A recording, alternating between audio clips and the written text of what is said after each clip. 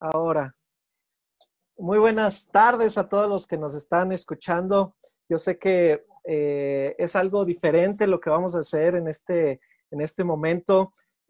Todas las personas que nos están viendo en México, yo sé que también en otros lados nos están viendo, en especial en la ciudad de Celaya, con los hermanos de la obra, la Iglesia Cristiana. Les saludo y el día de hoy tengo un invitado muy, muy especial que he estado siguiendo ya por algún tiempo en redes sociales y tuvo la gentileza, la amabilidad de concedernos una plática y ojalá que esta plática nos pueda dar a pie o pauta a comenzar una amistad y tener un contacto con Juan Fernández. Juan Fernández, gracias por estar conectado aquí con nosotros en México. Juan es de España, pero él nos va a contar un poquito más acerca de su entorno, de donde vive, y posteriormente vamos a tener una plática, yo creo que muy, muy edificante acerca del tema de la gracia, acerca del tema del nuevo pacto. Y Juan, de verdad es un gusto que estemos en comunicación. Te comentaba hace un poco que ojalá nos esté viendo David Aranda, por él te pude contactar y es un gusto estar conectados, Juan. Pues lo mismo digo, es una grandísima bendición poder estar aquí con todos vosotros. Y yo, bueno, lo primero que quiero decir es que yo no me considero un maestro, yo me considero un estudiante de la Escritura y una persona que lleva muchos años caminando con el Señor.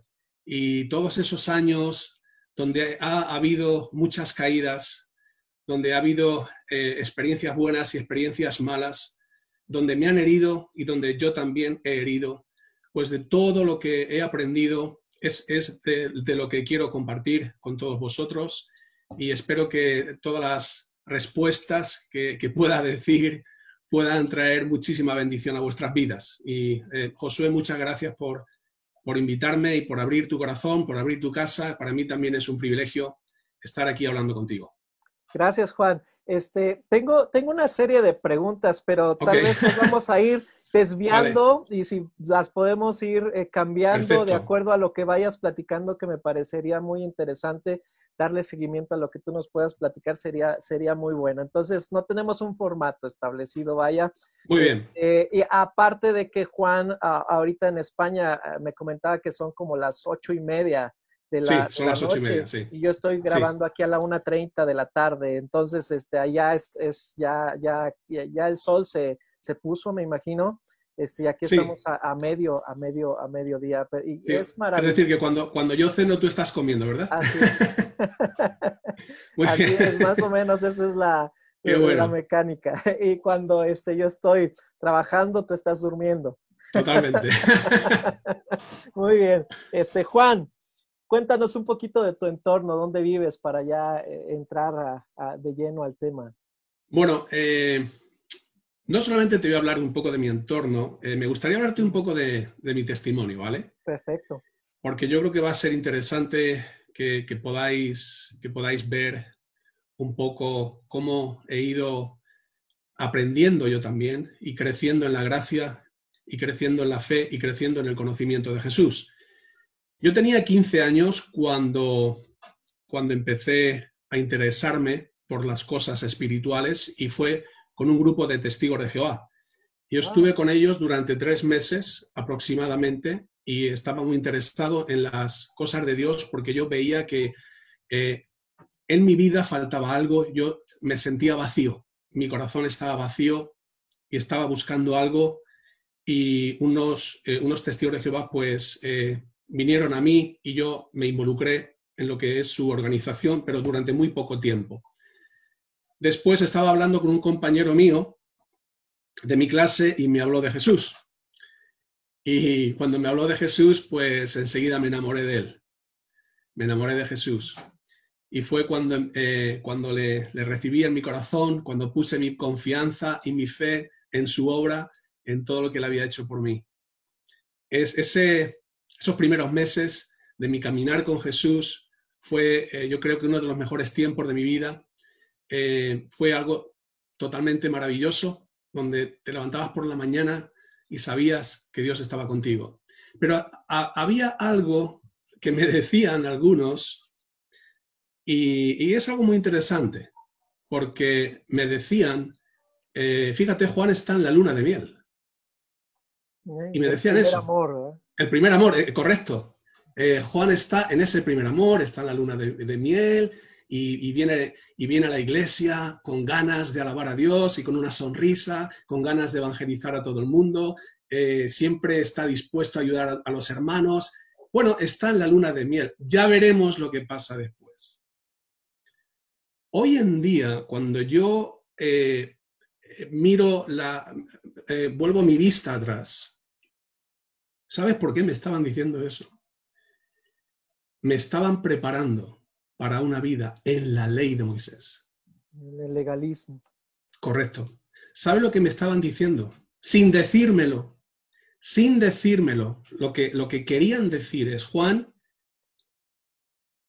estás viviendo la luna de miel porque no sabes todavía todo lo que tienes que hacer. Por eso, cuando me veían sonriendo, ellos pensaban que iba a dejar de sonreír. Y efectivamente así fue. Porque de repente me obligan a dar el diezmo.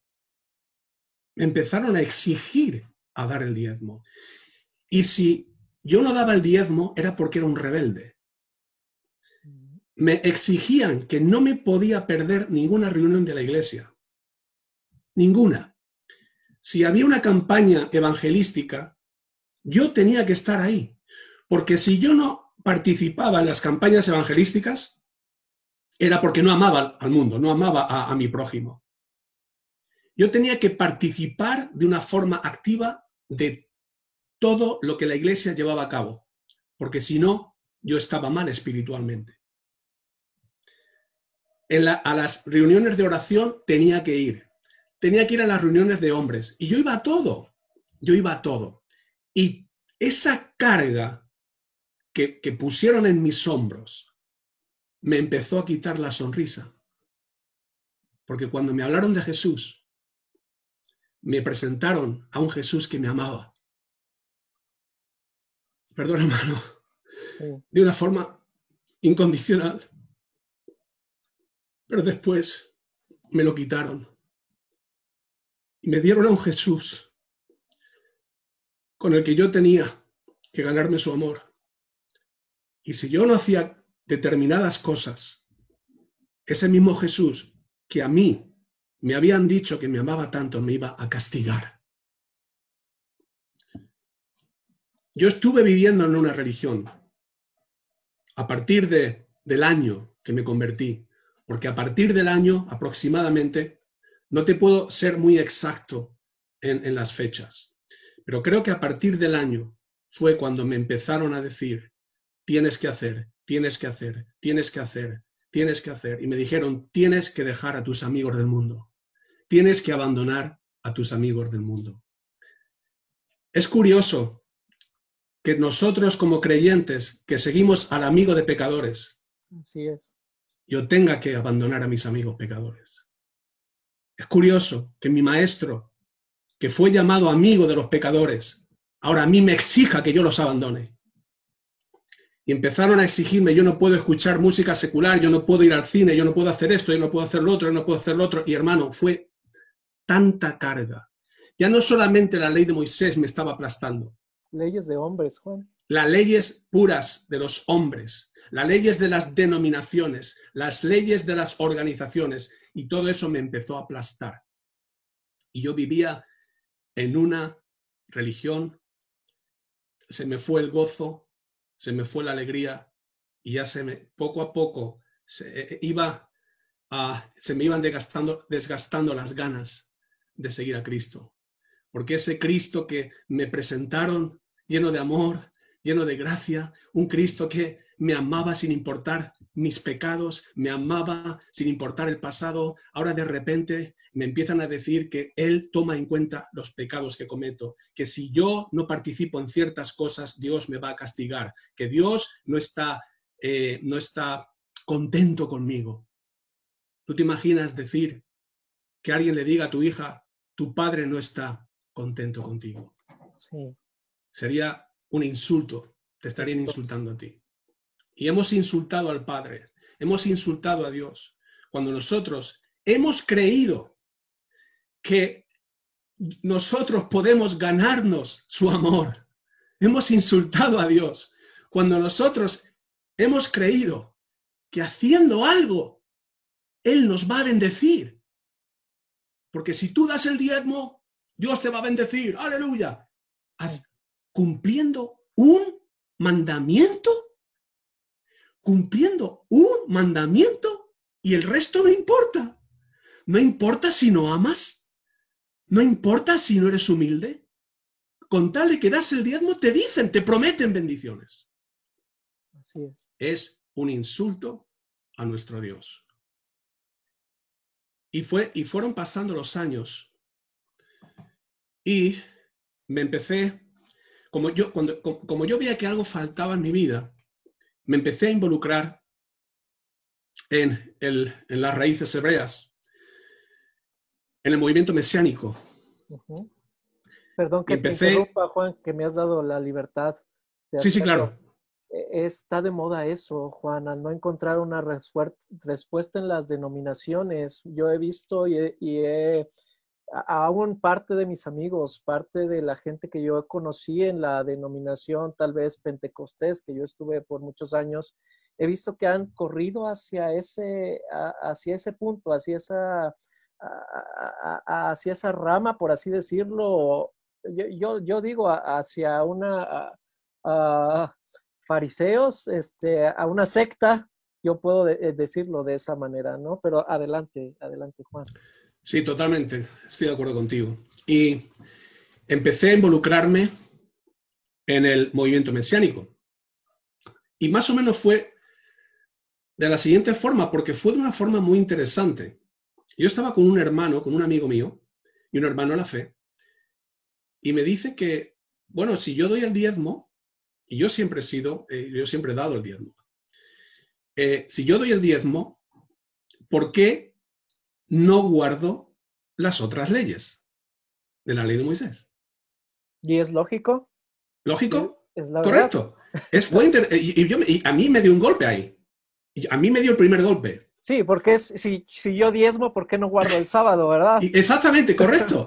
y además, el sábado es el cuarto mandamiento. Exacto. Que todavía es más importante. Bueno, Juan, si tú estás diezmando, ¿y por qué no guardas el Shabbat? ¿Por qué no guardas otros mandamientos? Y eso me hizo dar vueltas a la cabeza. Pues es cierto, yo creo que debería guardar el Shabbat. Yo creo que debería empezar a estudiar otros mandamientos, porque a lo mejor yo me siento vacío o tengo inquietudes porque estoy desobedeciendo a Dios o estoy viviendo como me da la gana y no como el Eterno, como yo le llamaba en aquel el Eterno, como el Eterno me está pidiendo. Sí. Pero fíjate, ahora vamos a hacer aquí un paréntesis a mi testimonio. Te voy a explicar algo. Si a mí alguien me hubiese explicado el nuevo pacto bien, no habría caído en esa trampa. Por eso es tan importante hablar del nuevo pacto, hablar de la gracia de Dios, hablar del amor de Dios, hablar de la nueva vida en Cristo y hablar de las buenas noticias del Evangelio. Es súper importante que el creyente, una vez que conoce a Jesús, conozca todo esto. Un creyente, un recién convertido, lo primero que debería escuchar es el amor de Dios, la gracia de Dios, el nuevo pacto, la fe, este tipo de vida. Sí, fíjate, Juan, que mucha de la gente que ha llegado a la iglesia me dice, es que ahora no sé cómo compartir el evangelio con todo lo que me has dicho, porque yo creo que lo compartía de una manera diferente, pero ahora entendiendo el nuevo pacto, entendiendo la gracia de Dios, cambia completamente el sermón, cambia el mensaje a nuestros amigos. Aleluya, sí, a nuestros amigos. Entonces ha habido un shock, una revolución en su mente al respecto. Gloria a Dios. Esas son las revoluciones buenas, una revolución de la gracia. Así es. Claro, sí, claro, pero fíjate, si yo hubiese entendido en aquel entonces que he muerto a la ley de Moisés, y esta es una clara enseñanza del apóstol Pablo. Hemos muerto a la ley de Moisés, no estamos bajo su jurisdicción. Y dice claramente, hemos muerto a la Torá. Total, ¿Verdad? es claro. Y, correcto, y nos dice claramente, hemos quedado libres de la ley. También nos dice, no estamos bajo la ley, sino bajo la gracia. También nos dice que no estamos bajo ayo. Es decir, Pablo, nuestro hermano Pablo, como yo le llamo, nuestro hermano Pablo, de muchas formas creativas, nos dice una vez y otra vez, una vez y otra vez, que la ley, que no estamos bajo la ley, por tanto la ley no nos gobierna. ¿Ok? No estamos bajo esa jurisdicción.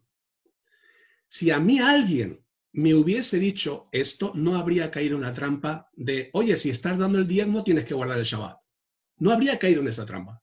Pero yo caí en la trampa y empecé a involucrarme en el movimiento mesiánico. Una de las cosas que hice fue apuntarme a la yeshiva de Dan Ben Abraham, ¿vale? Dan Ben Abraham tiene una yeshiva y yo tenía que ir, yo creo que tenía que ir a Alicante, sí, era Alicante, que está a unos 400 kilómetros desde donde yo vivo. Y una vez, cada 2 meses, yo me hacía un recorrido de 400 kilómetros para ir a estudiar Torá. Pero no solamente la Torá, estudiaba judaísmo también. Y la verdad es que en un principio estaba muy contento. Cuando llegué a la yeshiva, lo primero que me hacen es darme una kipá y me ponen la kipá. Yo tengo barba, como los judíos, que como guardan la ley, se deja la barba, como tú también, Josué. Judío, Juan, completamente. Tú también la llevas. Y mira, y como tengo muchas narices, ¿no? Así muchas narices. No, sí. Yo pensaba que era judío ya. Yo ya con las narices que tengo dije, yo ya soy judío. Y yo ya me veía con mi kipá, con mis narices, con mi barba, yo soy judío. Y empecé con mucha ilusión. Pero cuando empecé a darme cuenta lo que es la religión pura y dura, pero pura y dura, y empecé a ver la falta de gozo, la falta de alegría, la falta de espíritu en la comunidad mesiánica a la que yo empecé a asistir y en la que yo estudiaba con Dan Ben Abraham, yo empecé a darme cuenta de algo. La ley no es lo que yo buscaba. Yo pensaba que necesitaba cumplir más mandamientos. Y si yo cumplía más mandamientos, como que iba a sentir más a Dios, Dios se iba a manifestar más a mí, le iba a agradar, pero me di cuenta que estaba totalmente equivocado. Y fue cuando vi todos los mandamientos y cuando empecé a entender el antiguo pacto, fue cuando empecé a darme cuenta de la grandeza de Jesucristo. Así es. Fue cuando empecé a ver lo que nos dice la carta a los hebreos, la superioridad de Cristo sobre Abraham, sobre Moisés, sobre el templo, la superioridad del nuevo pacto y de la vida en Cristo. Y fue cuando tuve que dejar la yeshiva, ¿vale? Tuve que dejar la yeshiva. Muchos compañeros... Juan, perdón que te interrumpa, para los que no saben qué es eso, ¿puedes explicarlo? Sí, correcto. Okay, la yeshiva es la escuela donde se estudia la ley de Moisés y donde se estudia el judaísmo. Eso es lo que se llama yeshiva, ¿vale? Es ese lugar donde hay estudiantes discutiendo la ley y hablando de la ley. Okay. Bueno, pues ahí estaba yo, tuve que dejarla, tuve que abandonarla, porque empecé a descubrir, cuando dejé la yeshiva, también la dejé porque decían que Jesús no es Dios. Y para mí eso era muy importante en lo que es mi creencia. Para mí eso fue también lo que marcó que yo me separase de Dan Ben Abraham y de su yeshiva, ¿vale? Cuando me aparté de ellos, no me aparté del movimiento mesiánico, ¿vale? Yo seguía involucrado en el movimiento mesiánico y empecé a estudiar hebreo. Empecé a estudiar hebreo y estuve 3 años aproximadamente estudiando hebreo con algunas profesoras de Israel, profesoras judías y profesoras de Israel, porque quería no ser engañado, porque el problema es que muchos rabinos, entre comillas rabinos, utilizando el hebreo, están manipulando y tergiversando el mensaje de la Escritura. Y yo no quería ser engañado. Por eso me metí también con el hebreo, por mi interés y también porque no quería ser engañado.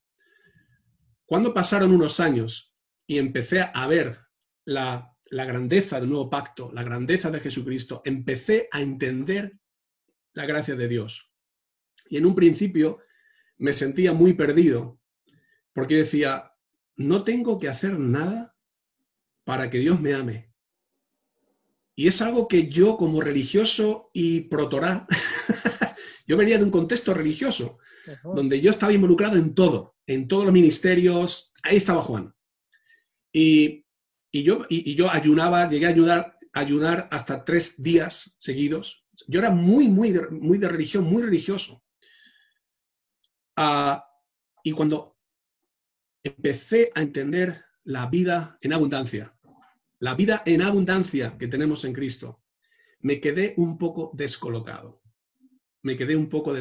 Cuando empecé a leer a nuestro hermano Pablo y empecé a entender lo que él enseñó de la ley, estaba descolocado, pero estaba contento. Y aunque no entendía todo lo que decía Pablo, porque no lo podía entender, todavía tenía los ojos de la ley, yo veía todo, yo leía todo a través de la ley. Hoy en día leo todo a través de la gracia. Y debemos leer la Biblia a través de los ojos de la cruz, a través de la gracia. Y yo la leía a través de la ley. Y yo pensaba que Pablo se le había ido la olla, como decimos en España, se te ha ido la olla, estás loco, se fue la olla. Acá se te fue la onda. Se te fue la olla, a Pablo se fue la olla, pero resulta que que el maestro de Pablo fue el mismo Jesús que se aparece. El evangelio que yo predico no lo he recibido de ningún hombre. No lo he recibido de ningún hombre. Y era mi evangelio. Ese era el evangelio que Pablo nos presenta. Y cuando echo la mira atrás, o sea, cuando echo la vista atrás, cuando miro hacia atrás, digo, esos momentos, esos primeros meses que yo experimenté cuando me convertí, eso fue, Josué, lo que yo comencé a vivir. Esa luna de miel que perdí, la recuperé. Gloria a Dios. Gracias. Porque empecé a entender el amor de Dios, la gracia de Dios, el nuevo pacto, y empecé a ver a nuestro Dios como Abba, Y Abba es papá, querido padre, papá. Yo había llamado muchas veces Señor, Dios, Dios, Señor, y me enfatizaban esos títulos. Es el Señor, Dios, y cuidado, teme, cuidado, con temor y temblor. ¡Temor y temblor! Y de repente empiezas a ver a un Dios que ama a los pecadores, a un Dios que come con los pecadores, a un Dios que justifica a los impíos. Y cuando empecé a ver todo esto, hermano, mi vida empezó a cambiar. Y empecé a vivir en la luna de miel. Hoy en día vivo en la luna de miel. Amén. Te estoy hablando del 2015. Amén. En el 2015 fue cuando yo empecé esta aventura de la gracia, este camino de la gracia, en el 2015. Y desde el 2015 estoy viviendo en una luna de miel. Gloria a Dios. Juan, esto me lleva a otra pregunta, que a lo mejor tal vez ibas para allá y yo te interrumpí, pero... No, estaba prácticamente acabado del testimonio. Perfecto. Para ti, ¿qué es vivir la vida en el Espíritu? Porque hay muchos, Juan, que no conciben vivir una vida sin la ley. De hecho, hay muchas personas que si le quitas los 10 mandamientos, dicen, bueno, entonces, ¿ahora qué tengo que hacer? ¿Qué tengo que seguir? pero para ti, yo sé que a cada uno en particular el Espíritu Santo nos enseña a vivir la vida en el Espíritu, pero para ti, Juan, ¿qué es vivir esa vida en el Espíritu? Bueno, para mí la vida en el Espíritu sería lo contrario a una vida en la carne, ¿correcto? Es decir, si yo tengo que hacer y hacer y hacer para ganarme la bendición de Dios, o para ganarme la aprobación de Dios, o para ganarme algo de Dios, su amor, su gracia, su misericordia, para mí eso sería vivir en la carne. Y de hecho el apóstol Pablo nos dice que hay personas que quieren agradar a Dios en la carne. ¿Y cómo querían esas personas agradar a Dios? Bueno, pues como esta comida no la como, me visto de esta forma no me visto, voy al templo, ofrezco la ofrenda, misa, todo en la carne, todo con cosas. Y ahora el apóstol Pablo nos dice, nosotros somos guiados por el Espíritu Santo. Por tanto, la vida en el Espíritu, en primer lugar, es una vida guiada por el Espíritu Santo, no por la ley o por los mandamientos de la ley, porque eso sería agradar a Dios en la carne. Ahora nosotros vivimos en el Espíritu porque confiamos en la obra que el Espíritu Santo está haciendo en nuestros corazones, porque el Espíritu Santo está transformándonos, cambiándonos y llevándonos por los caminos que debemos ir. Es decir, yo no confío en mi capacidad para guardar la ley, porque soy débil, pero confío en el poder del Espíritu Santo para dirigirme por los caminos que debo andar, los caminos correctos, los caminos que Dios quiere que yo ande. No estoy confiando en mi capacidad para hacerlo, en mi fuerza, en mi poder, sino que es una obra del Espíritu Santo. El Espíritu Santo transformándome en la medida que yo estoy confiando en mi Señor Jesús y yo estoy unido como una rama que yo soy. En la medida que la rama está unida a la raíz, yo sé que voy a dar fruto, no por mí, no por mi fuerza, por mi carne, por el Espíritu que vive en mí, que me guía, me dirige, me habla, me consuela, me transforma y me ayuda. Es nuestro consolador, nuestro ayudador. Para mí esa es la vida en el Espíritu. Una vida, en primer lugar, también de fe. Una vida de fe, no una vida de obras. El justo por la fe vivirá. Una vida de reposo. Venid a mí los que estáis cargados. Yo estaba muy cargado. Yo estaba muy cargado de religiosidad, de mandamientos, de prohibiciones. Yo siempre decía, esto es tu voluntad, esto es de Dios, esto es tu voluntad. ¡Qué vida! Esa es una esclavitud. Esto es tu voluntad, esto es de Dios, esto es de... Sí. Y ahora vivo en reposo. Ahora vivo la gracia. Una de las cosas que hace es, te quita la careta. Quita nuestra careta. Quita nuestra hipocresía. A mí no me importa, Josué, que tú sepas mis debilidades. Claro. No las escondo. Soy débil. Tengo complejos también. Tengo temores también. Eso es lo que hace la gracia. Yo no te voy a decir, oh, yo soy Superman. Yo puedo volar. A mí la tentación no me afecta. El pecado no me afecta. Nada me afecta. Yo soy Superman. Eso es mentira. Eso es mentira. Eso algunas personas quieren mantener esa imagen, pero es una imagen falsa. Es parte de lo que provoca el legalismo, las apariencias, ¿no, Juan? Claro, porque en el legalismo y la religión, mira, en la religión y en el legalismo debe haber mandamientos. ¿Y sabes por qué debe haber mandamientos? Porque ¿cómo me voy a comparar contigo si no hay mandamientos? Si no hay mandamientos, no me puedo comparar contigo. ¿Y qué es lo que hace el religioso? Ah, tú haces esto, yo no. Tú haces esto, yo no. Tú vas aquí, yo no. Tú bebes esto, yo no lo bebo. Tiene que haber mandamientos porque si no, no hay comparación. Y a los religiosos les encanta, cuando te están apuntando con el dedo, lo que están haciendo es ellos levantándose por encima de ti, aunque no lo quieran reconocer ni lo quieran decir. Pero eso es lo que hacemos cuando tú señalas a alguien con el dedo. Tú estás diciendo, yo soy mejor que ese, miradme a mí. Ese sí lo hace, pero yo no soy un ladrón, ese es el ladrón. Yo no soy como los demás hombres. Pero mira ese publicano, pecador. Yo no soy así. Y ese es el espíritu del religioso y del legalista. Ahora, de poder Juan, compararse. Ahora, Juan, muchas personas no entienden lo que es la vida del espíritu y me dicen, es que bajo lo que tú me dices, ahorita, por ejemplo, si mucha gente te escuchara, diría, pero es que eso es algo subjetivo. El Espíritu Santo entonces es algo subjetivo, podría decirse, siento que me guía, siento que no me guía, etcétera, ¿no? Y yo les he comentado a estas personas, bueno, si tú crees que el Espíritu Santo es algo subjetivo, en realidad no tienes fe. No estás convencido Exacto, de que el Espíritu exacto, Santo está en tu vida. Y exacto, para mí total. es una alerta así grandísima porque yo digo, entonces esta persona en realidad no ha nacido de nuevo, Juan. No tiene Claro, fe y no anda en camino de fe. Josué, creo que tu respuesta es totalmente correcta y es lo que tienes que decir. El Espíritu Santo no es que sea objetivo o subjetivo, es una persona. Es una persona que vive en nosotros y es una persona que nos habla. El que es guiado por el Espíritu de Dios es hijo de Dios. Él es nuestro consolador. El Espíritu Santo es una realidad. No es por mi fuerza o poder, sino por tu Espíritu. Y es el Espíritu el que a nosotros nos está capacitando que caminemos en la voluntad de Dios. El Espíritu a mí no me va a llevar a robar. No, el Espíritu Santo no me va a llevar a matar.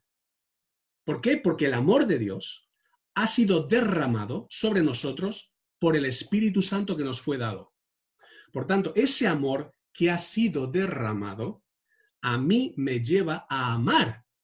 Y si yo amo a los demás, yo no les voy a robar, no les voy a mentir, no les voy a traicionar, no voy a codiciar sus mujeres o sus posesiones. Y esta es la vida en Cristo, esta es la vida en el nuevo pacto. No tenemos el mandamiento que diga, no mates. Ah, yo no mato porque tengo un mandamiento. No, yo no mato porque amo a mi prójimo.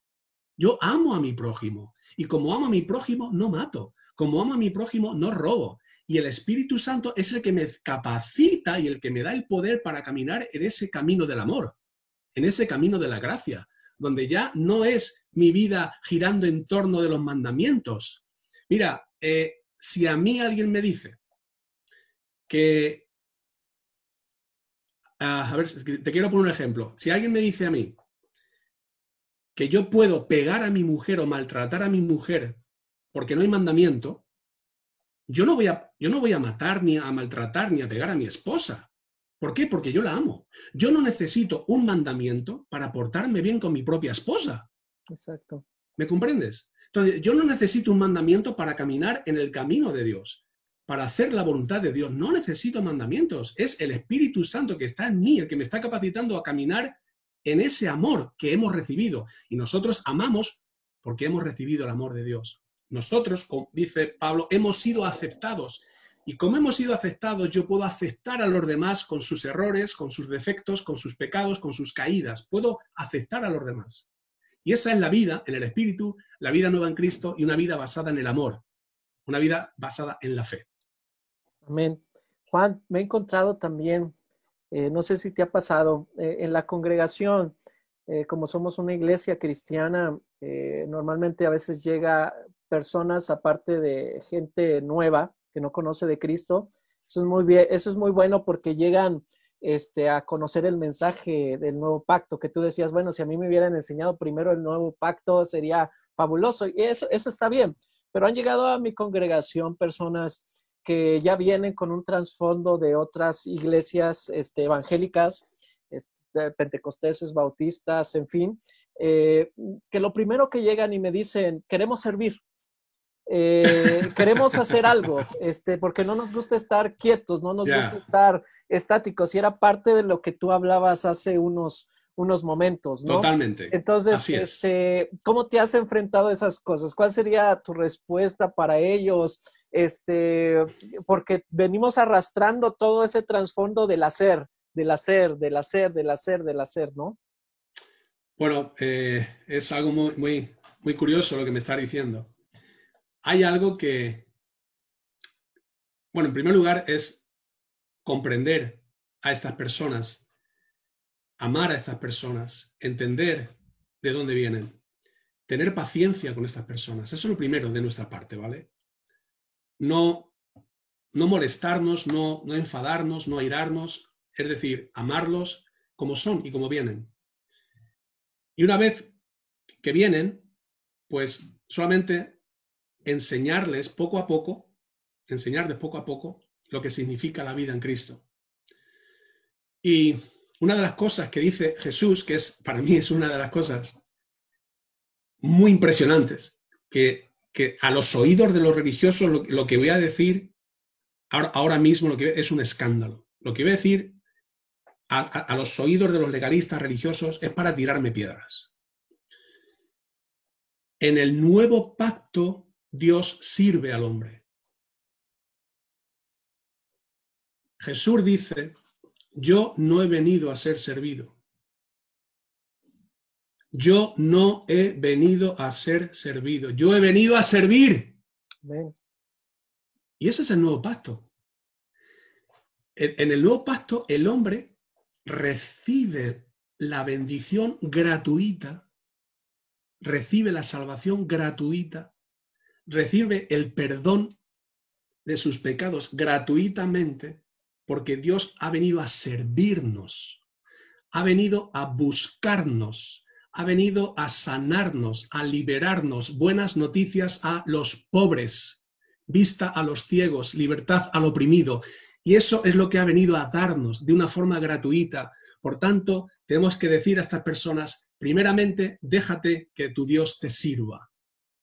Recibe lo que Dios nos ha dado gratuitamente, porque cuando una persona empieza a recibir lo que Dios le ha dado gratuitamente, empieza a dar. Pero cuando una persona empieza a dar de lo que ha recibido, ya no lo da por la mentalidad religiosa. Ha habido un cambio en él. Ahora quiere bendecir porque él ha sido bendecido. Ahora quiere amar porque él ha sido amado. Ahora queremos perdonar porque hemos sido perdonados. Ahora queremos dar buenas noticias porque a nosotros nos han dado buenas noticias. Y de lo que tengo te doy. Y eso surge de una forma natural con el tiempo. Por eso te he dicho la paciencia. La paciencia que tenemos que tener con este tipo de personas y enseñarles poco a poco. Y decir, vamos a estudiar junto la Escritura, vamos a ver lo que nuestro Dios nos ha dado. Y una vez que entendamos eso, vamos a hablar de otras cosas. Otras cosas más adelante. Claro. Pero de momento, enfatizamos que Dios ha venido, se ha hecho hombre, a servirnos. Yo no he venido a